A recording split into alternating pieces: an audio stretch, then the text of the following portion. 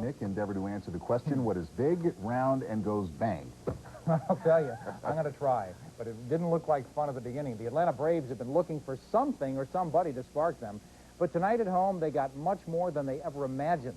Almost at the same time, new slugger Fred McGriff was arriving at Atlanta Fulton County Stadium, presumably to add firepower to the lineup. A fire broke out in a luxury box behind home plate. The fire started in a luxury box rented by a local Atlanta radio station. A spark became a flame and quickly became a roaring blaze. Fans who had arrived early for the game evacuated the stadium. Batting practice, though, actually continued while flames licked upwards from the blazing box and black smoke billowed out.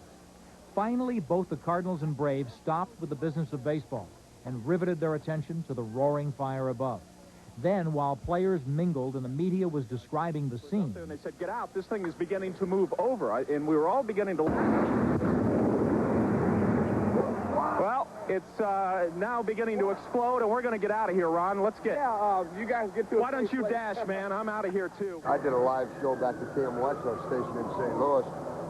I guess I was on for about 20 seconds and had to throw the phone out of the lead. The fire blazed unchecked for nearly a half hour and untouched by firefighters whose efforts to reach the source of the flames were hindered by lack of a direct stairwell and, according to one fireman, the absence of a sprinkler system in the specific area. Meanwhile, those involved in the game mixed dark humor with sobering observation about what was happening. It might have been what it looked like when Sherman rolled through town. I don't know. It's unfortunate. I just hope nobody's stuck up there. I hope everybody's safe. Sometimes this puts the game in perspective. Some things are more important in this game. It's an unbelievable feeling to look up there. I mean, that's our office. That's where we make our living. And it's I'm not even sure if the TV booth will be usable tonight. The TV booth is not engulfed in flames right now, but there's so much black smoke pouring out of there that Ted Turner just came over and said we are going to televise this game if it's played, and we may have to sit in the seats with the fans for that.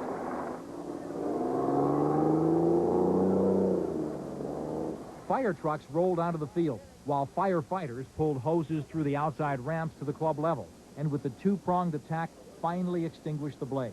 Through it all stood Fred McGriff, who had joined the Braves only moments before, but who never expected this kind of welcome. The Braves brought in Fred McGriff to light a fire under the offense.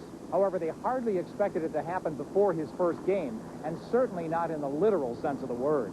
Yeah, Fred sure lit a fire under us, I guess, but yeah, it's kind of a strange set of circumstances, I guess. I don't think any of us have been in an experience like this. We got some pretty good players over here. Basically, all I got to do is just be myself and play my game, and hopefully everybody else will do their job.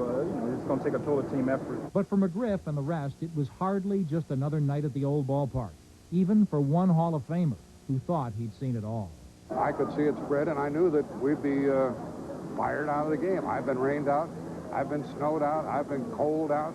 I've been fired, but not fired out of a ball game.